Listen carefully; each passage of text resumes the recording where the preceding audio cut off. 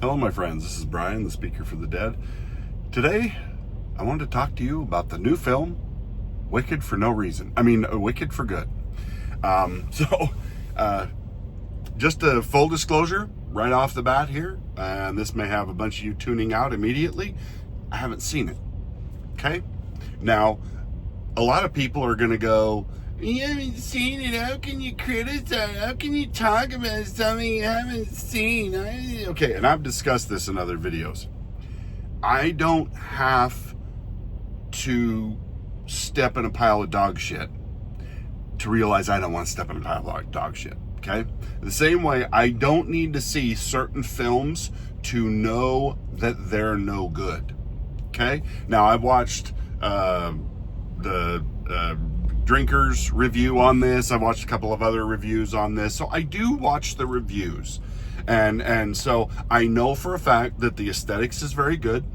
The costuming looks very good. So I'll give them kudos for that.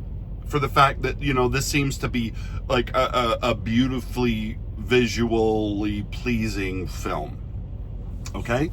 But as Drinker pointed out, the psychotic behavior of the two main stars in their interviews is creepy beyond belief. There's just a lot. But more than anything, it's the title. Okay? Because see, in my faith, we have scriptures that talk about that evil will be called good and good will be called evil in the last days, the days before Christ returns. And this just seems like a really on-the-nose thing to name a film in our current climate and the way things are going for us as a human species. I've never seen things this wicked and depraved before, where the most evil ideas are being pushed as normal and good. Seriously, it is the only time in my life where I have literally seen those words being put out there. And now they are literally in supposedly what's supposed to be one of the biggest films of the year. Now, full disclosure, I grew up and I loved The Wizard of Oz. Okay, every year The Wizard of Oz would come on once a year. Now, remember, I grew up in the 70s, 80s, and the Wizard of Oz, like Sound of Music, would come on once a year, and it was a major deal. Every year, this movie would come on. It would come on at the same time of year, about this time of the year in the fall. And then, we got Sound of Music around Christmas and stuff. But these were major film events. It happened all the time.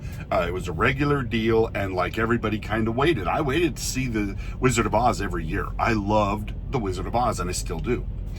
It is a little bit dated now, but it is such an amazing film for the time that it was created.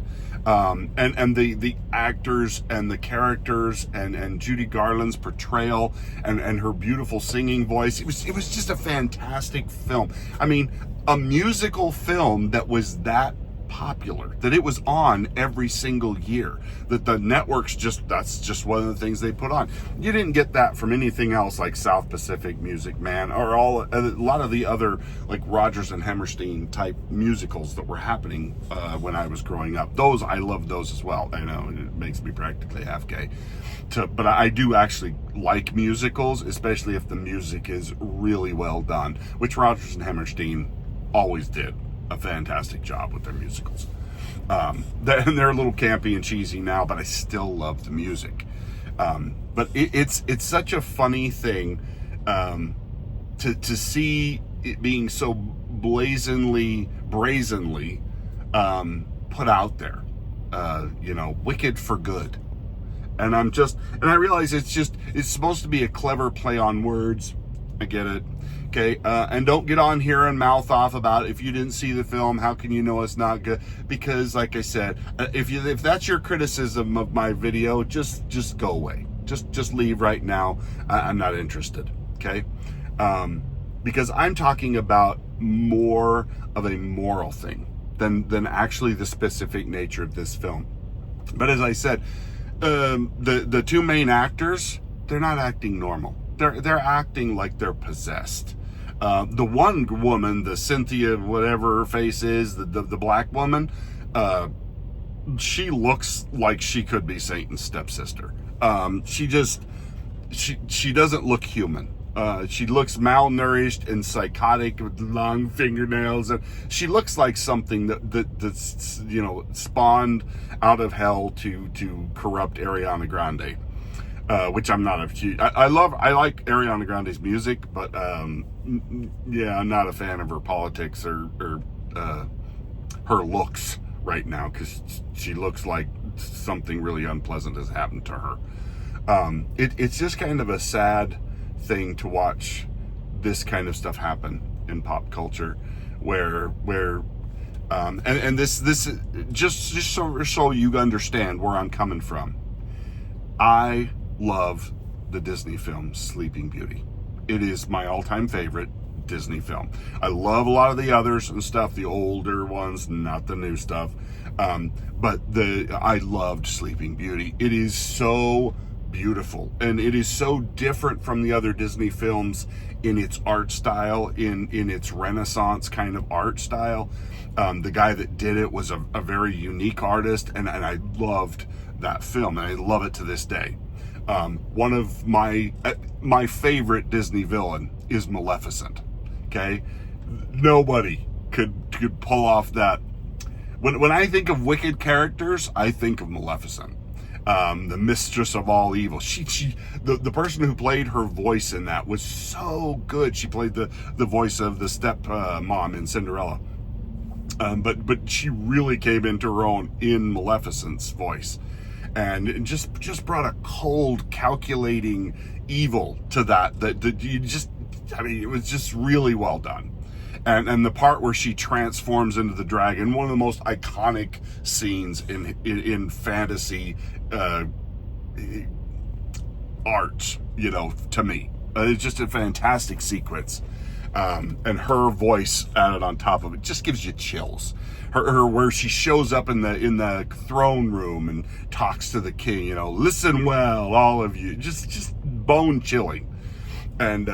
And stuff. But I mean, when they made the film Maleficent, I couldn't wait. I was so excited, because I didn't realize that at that point Disney had lost their freaking minds until that film.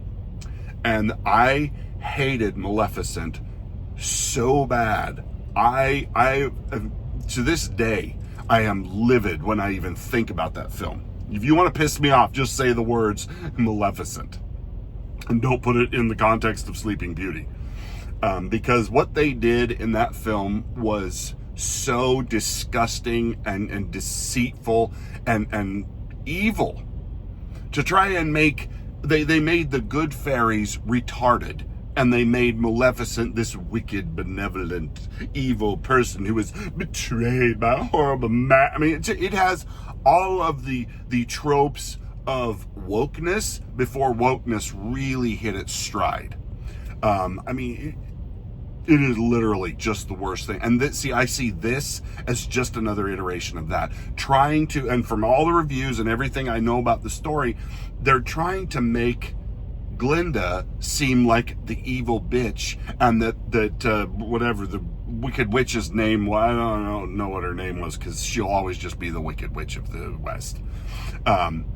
They're trying to make her seem sympathetic, and that she was really the better person. She was really the nice person. Glinda was a self-serving, conniving bitch. And it's just, I'm so sick of Hollywood trying to give excuses for wickedness.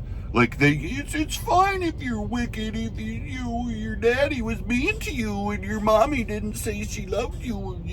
Yeah, those are really crappy things to happen to you. But I've seen people who have come from some of the worst situations in life who have come out to become some of the best people you've ever met, because they fought against those things. They didn't take it for granted that, hey, I just have to be a worthless piece of shit and an evil person on society. Like, they didn't do that. They didn't take the easy way out. They fought to become better. And that's why I hate films like this. Any film that tries to take an evil, wicked character and make them like humanize them, make them seem like, oh, their wickedness is just all because somebody was mean to us. It's like, hey, you know what? It's that old saying. Life is 90% what happens to you, 10% how you react to it. Okay? And I just, the whole concept, I mean, I hear the Broadway show and the music is fantastic and that's great and stuff like that, but if the musical did the same thing that this movie's trying to do, I wouldn't be interested in it, because I don't believe that you try and justify evil. Okay? Ever. Okay? Evil is a cautionary tale. You tell the story of how somebody transformed away from evil. You don't try and convince people that evil is justified, or that evil, or to become evil is, well, it just happened because somebody was this and that. I mean, that's such a cop-out and such a pathetic way of looking at humanity. If we actually took that view and really propagated it in society, good Lord, what kind of society would we have? Well, we're finding out right now, because now we're blaming victims. We're lauding criminals, and we're attacking victims in crimes. You're seeing this come to fruition in real life. Evil is good and good is evil. That's what we're seeing. We're seeing a reversal of God's natural order of the way things actually are.